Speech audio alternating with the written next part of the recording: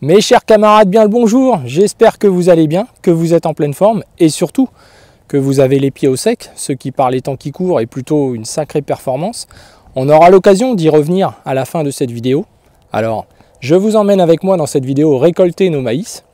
Je vous ferai part de mes petits tracas quotidiens, de mes doutes, de mon stress aussi. Une vidéo légère par rapport à celle qui était prévue sur la politique agricole commune. Alors ne vous attendez pas à y trouver des moissonneuses batteuses enlisées, des remorques enterrées jusqu'à l'essieu et des dizaines de tracteurs qui se tirent avec des câbles. C'est vrai qu'on ne fera pas 250 000 vues, mais ça c'est pas le plus important. Alors je vous souhaite un bon visionnage. Vous êtes bien sur la chaîne Sam Agriculteur Indépendant. Et Sam c'est moi. Et rendez-vous en fin de vidéo. Merci.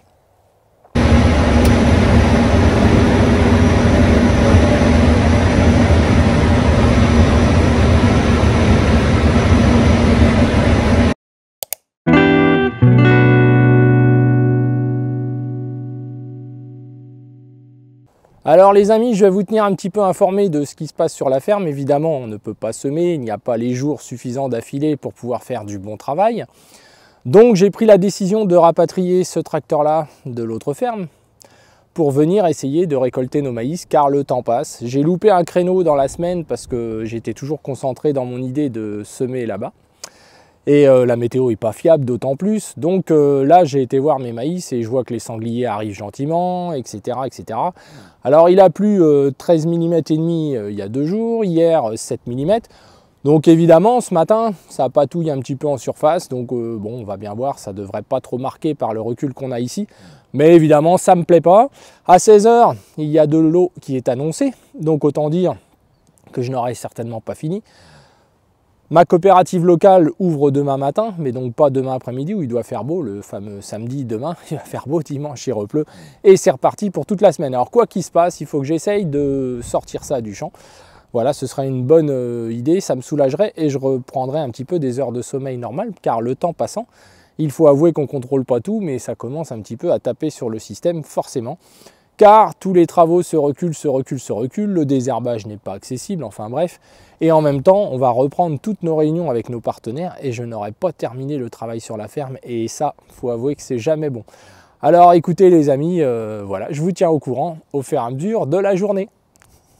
Bon alors j'ai mis un petit peu de gasoil, j'ai pas fait le plein pour rester léger. On a la chance d'avoir une machine pas trop lourde. Donc là, on est à un petit peu plus de 180 mm, dont une vingtaine entre hier voilà, et aujourd'hui. Donc j'espère que ça va bien se passer, puisque bah, voilà, après ça rebascule pour toute la semaine prochaine. Donc c'est vrai que là, c'est difficile au niveau des nerfs, comme beaucoup d'entre vous. Mais on n'est pas à plaindre, ça c'est sûr. Alors peut-être petite erreur dans la semaine, accaparée par d'autres choses, de me dire bah non, je veux finir de semer là-bas, etc. Donc j'ai pas voulu rapatrier le matériel. Pas trop inquiet du maïs qui était sur pied. Mais là, je commence à être dans les derniers et finalement, les sangliers, eux, bah, ils s'y trompent pas. Donc, je vois bien que si je coupe pas ça, avec une semaine de pluie encore là-dessus, ça va pas être cool. Donc, bah, on va aller voir ça. On a la chance qu'on a le recul, qu'on a un cueilleur pas trop lourd. Bref, on a quelques critères qui devraient nous aider. On a connu pire. Donc, voilà, en route. Bon, alors, c'est parti, les amis. Je vide la première remorque. On va dire que ça passe pas si mal, mais parfois on sent la machine forcément. Hein. Donc heureusement le maïs est sec, il semble faire 20 d'humidité. Donc ça c'est déjà un point positif.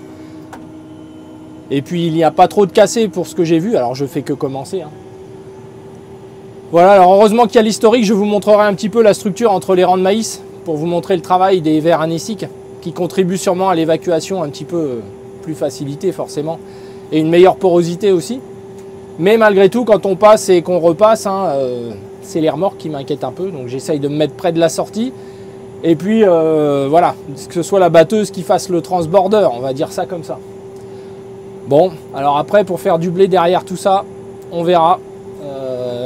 Voilà, c'est pas le plus important. On va dire que déjà sortir ça avant que ce soit trop cassé et avant de reprendre la semaine qui est prévue, qui s'annonce pas super. Voilà les amis, donc je vous tiens informé. Hein. Alors c'est parti pour la rive du champ, hein, c'est ça le plus compliqué. Le long de mon voisin, là c'est vrai que c'est un petit peu humide. Mais après dans la partie du champ, ça devrait aller plutôt facilement. Le problème ce sont pour les remorques, bien évidemment, puisque c'est dans la zone humide. Quelques dégâts aussi de sangliers, bien sûr. Ça devient la plaie dans toutes les régions de France. Et parfois pire qu'ici. On va essayer de faire ça si on peut avant 17 h. Voilà le genre de travail qu'on a pour des sangliers nourris au maïs presque toute l'année. N'est-ce pas? Alors c'est parti. Cette fois pour les riages les plus longs, avec des dégâts de sangliers chez mes collègues qui cette année n'ont pas labouré. Alors, je pense que je les héberge dans la parcelle. Donc derrière c'est toujours compliqué avec les outils à dents par exemple. Mais pour l'instant on n'en est pas à l'après.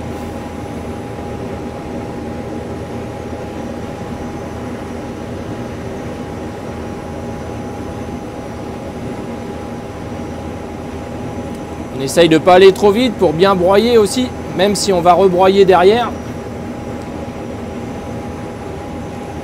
Et en quelques semaines, là, les dégâts sont vraiment arrivés. Il est temps que je coupe ces maïs. Un peu de soleil et du vent.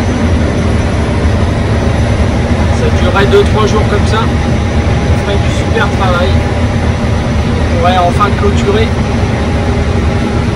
cette période de semis et de récolte 2023. Et la nature en a décidé autrement.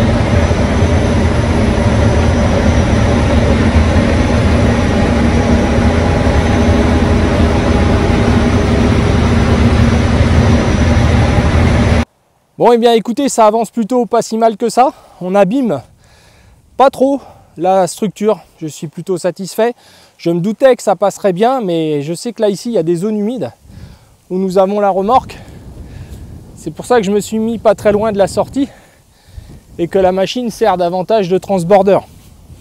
Alors ce qui permet ça évidemment c'est l'historique, mais aussi si vous vous rappelez, on avait parlé lors du semis d'éviter un petit peu la terre fine. Donc là on retrouve bien une structure qui n'est pas abîmée du tout, hein. Vous voyez, on voit que ça a été bien digéré par la vie du sol. Honnêtement, il y a moins de terricules que je ne le vois habituellement entre les rangs. Depuis la machine, j'observe bien hein, quand c'est bien installé, bien dynamique. Et cette année, c'est un petit peu moins le cas. On devrait marcher davantage sur les terricules, c'est ce qu'on a nous d'habitude. Alors ça doit quand même sentir bon parce que les sangliers nous font des beaux dégâts, hein, vous voyez, comme ça. Alors ça, c'est toujours sympa. On a de la chance d'avoir une machine, en tout cas c'est un choix délibéré, hein, qui ne soit pas trop lourde et qui soit surtout bien équipée en pneumatique. Un cueilleur, je le rappelle, fixe, beaucoup plus léger qu'un cueilleur repliable, ça c'est sûr. Il y a d'autres contraintes, mais ça se fait plutôt bien, hein. Et puis pareil pour les équipements concernant les remorques, pas de remorque dans le champ. On ne vide pas en roulant bien évidemment, mais ça je pense qu'en ce moment c'est un peu le cas partout. Contrairement à la vidéo que je vous avais mise sur la page Facebook de Sam, en Hollande là-bas, je pense que là, ils n'ont encore pas touché le fond hein, si vous avez regardé. Hein. Voilà, donc bah écoutez, on va finir de récolter ça. Et puis après on va encore être bloqué, donc voilà, ça va qu'on a beaucoup d'occupations à côté parce que sinon... on pètera un plomb, hein. C'est pas vrai. Et encore, on est des gros privilégiés en termes de pluviométrie douce, etc. Ça pourrait vraiment être pire. Alors les amis, j'ai rempli ma remorque, ma trémie est presque pleine. Et puis je vais aller manger un petit bout puisque c'est fermé au niveau de la distribution. Et puis on va terminer ça après. À bientôt.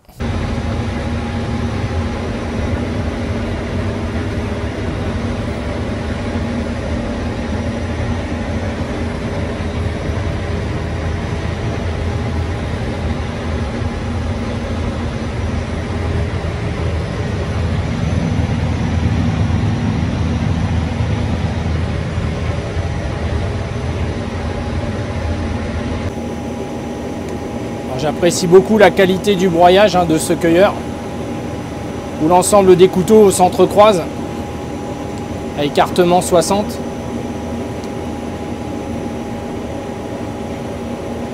Puis les maïs sont bien secs, alors forcément ça fait du bon boulot et on arrive à bien ramasser même s'il y a de la casse.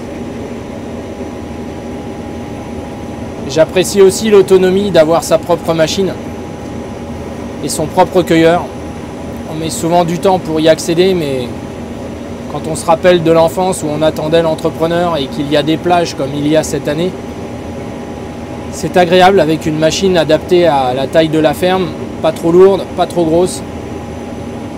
Une seule remorque et on arrive à pas trop abîmer les structures. On voit pas les marquages, mis à part un petit peu le tour du champ selon les zones.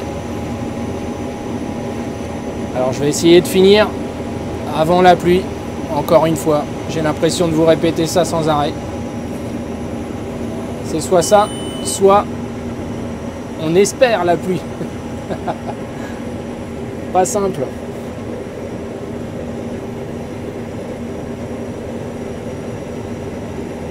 Allez, on continue.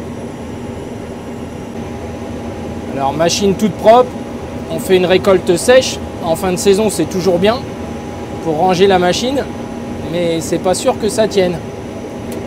Jusqu'à ce que je termine. Bon, bah ça y est, on a terminé. Et il pleut. Donc on est plutôt content puisque ça fait un peu plus de 11 tonnes. Hein, quasiment 112 quintaux à l'hectare sec. Donc c'est plutôt une bonne nouvelle. On revient à des années presque normales. Donc ça c'est plutôt bien. Mais bon, on n'en a pas fait grand. Alors l'année prochaine on en fait un petit peu plus grand. Et évidemment ce sera sûrement pas l'année du siècle. Alors écoutez, je vous ai fait vivre cette petite journée. Partager mon stress avec vous. Toujours la même rengaine avec cette météo. Hein, donc voilà, il y a tellement pire que nous que finalement voilà ça va. Et ce qui compte c'est surtout d'avoir la santé derrière tout ça. Alors je vous souhaite à tous un bon week-end. Je vous dis à bientôt. Et puis pour de nouvelles aventures. Et puis bon courage. Au revoir. Merci d'avoir regardé cette vidéo jusqu'au bout. Alors vous n'êtes pas sans savoir au regard des informations que de nombreuses régions de France sont très touchées par les aléas climatiques, les inondations, les tempêtes, etc. Nous avons beaucoup de partenaires agriculteurs qui sont concernés, hein, avec des excès d'eau. On parle parfois de plus de 600 mm hein, depuis la fin du mois de septembre, dans certaines régions du sud-est, la Bretagne, la Normandie, le Nord-Pas-de-Calais, enfin, beaucoup de régions sont concernées. Alors il n'y a pas que les agriculteurs qui sont touchés, mais étant de ce milieu-là, ayant une toute petite chaîne avec une petite audience, il me semblerait peut-être utile que l'on puisse tous s'unir, l'ensemble des youtubeurs qui travaillent avec le monde agricole, et Dieu sait s'il y en a qui sont très importants, donc que ce soit Marc par exemple, que ce soit Gilles, que ce soit Thierry et tous les autres. Je pense qu'il y a quelque chose à faire tous ensemble pour lancer un appel et essayer de réunir une cagnotte commune. Imaginons que chacun donne simplement 1 €. On pourrait peut-être envoyer des sommes très importantes, surtout pour mes collègues qui ont beaucoup de recul, avec des chaînes qui ont beaucoup d'impact. Donc ça serait quelque chose d'utile, je pense. Que voilà, alors après, l'endroit où on enverra cet argent, on n'en est pas encore là, mais voilà, je lance ça en l'air, je n'ai pas d'idée précise. Si vous en avez dans les commentaires, n'hésitez pas, je n'ai pas forcément non plus beaucoup de temps à consacrer à ça. Alors est-ce qu'il faut faire une cagnotte? Est-ce que on envoie ça, voilà, je sais pas, chacun envoie un chèque à l'adresse de notre société de conseil. Nous, on la met sur un compte, on s'engage sur l'honneur à bien sûr vous traduire toute cette traçabilité et puis envoyer ce chèque-là à 1 ou 2 communes du Pas-de-Calais, par exemple. On pourrait choisir chacun un endroit. Donc Marc est dans les régions de Normandie, il me semble. Voilà, Thierry est plus au nord, donc il y a sûrement des choses à faire. Gilles est à côté, là, donc on pourrait s'unir tous les deux dans cette direction-là.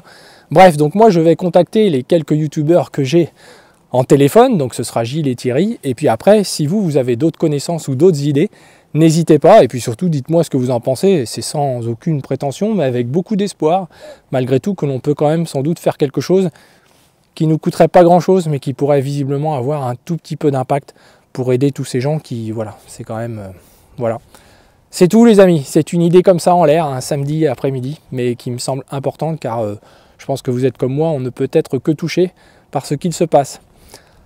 Alors je vous remercie d'avoir regardé cette vidéo, pensez à la partager, pensez bien sûr à vous abonner. Désolé pour les batteuses enlisées, etc. mais on fera mieux la prochaine fois. Mais par contre, tenez bien compte de cette dernière intervention. On a quelque chose à faire, je pense, et ce serait bien qu'on se dépêche. Merci beaucoup les amis. Au revoir.